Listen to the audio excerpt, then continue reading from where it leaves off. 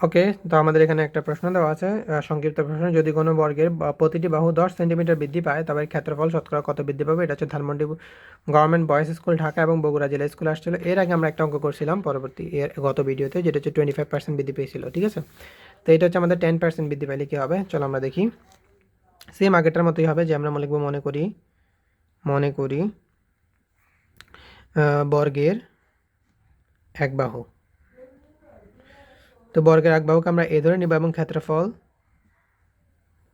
ক্ষেত্রফল আমরা কী ধরবো, এ স্কোয়ার। বর্গের ক্ষেত্রফলের সূত্র হচ্ছে এ স্কোয়ার, ঠিক আছে। এখন 10% যদি আমাদের বাহু বৃদ্ধি পায়, তো প্রতিটি বাহু, সুতরাং 10% বৃদ্ধিতে এক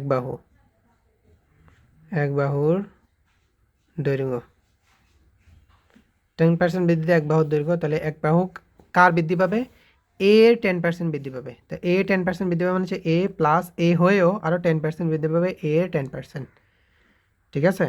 ওকে, তাহলে এখানে হচ্ছে এ প্লাস আমরা 10%কে লিখতে পারি 0.1, তাহলে গুণ করলে হচ্ছে 0.1 এ। ওকে, 10% মানে 0.1, এটার সাথে এ গুণ করলে 0.1 এ। এবার আমরা যোগ করব, এখানে কয়টা এ আছে, এখানে এ আছে একটা, এখানে এ আছে এতটা, ঠিক আছে। যোগ করলে হবে 1.1 এ, ঠিক আছে।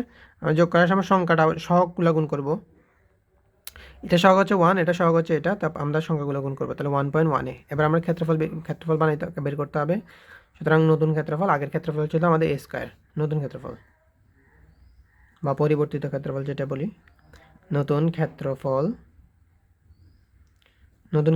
সেম আগের মতো, সূত্র হচ্ছে এ স্কোয়ার, মানে এক বাহুর দৈর্ঘ্যকে স্কোয়ার করবো 1.1 এ হোল স্কোয়ার।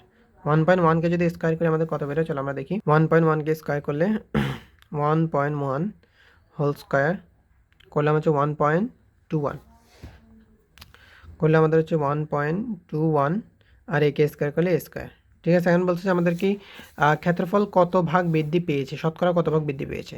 তাহলে আমাদের প্রথম ক্ষেত্রফল ছিল যে 1 এ স্কোয়ার, মানে একটা এ স্কোয়ার। এখানে হচ্ছে যে 1.21 এ স্কোয়ার, মানে এক থেকে বেশি না, তাহলে বৃদ্ধি পেয়েছে না হ্রাস পেয়েছে, অবশ্যই বৃদ্ধি পেয়েছে। তাহলে আমি বৃদ্ধি বের করতে হবে শতকরায়, সুতরাং শতকরায় বৃদ্ধি পেয়েছে, শতকরায় বৃদ্ধি পেয়েছে কত, চলো আমরা দেখি। প্রথমে হচ্ছে আমাদের বড় ক্ষেত্রফল থেকে ছোটো ক্ষেত্রফলটা বাদ দিতে হবে। বড়টা হচ্ছে আমার 1.21 এ স্কোয়ার মাইনাস ছোটো ক্ষেত্রফল হচ্ছে আমাদের এ স্কোয়ার, মানে একটা এ স্কোয়ার।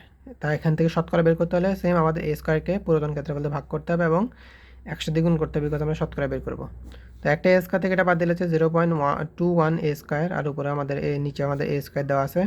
আর এ স্কোয়ার কেটে দিলাম, এখানে হচ্ছে ইন্টু 100, কলমের কালিও শেষ, ইন্টু 100।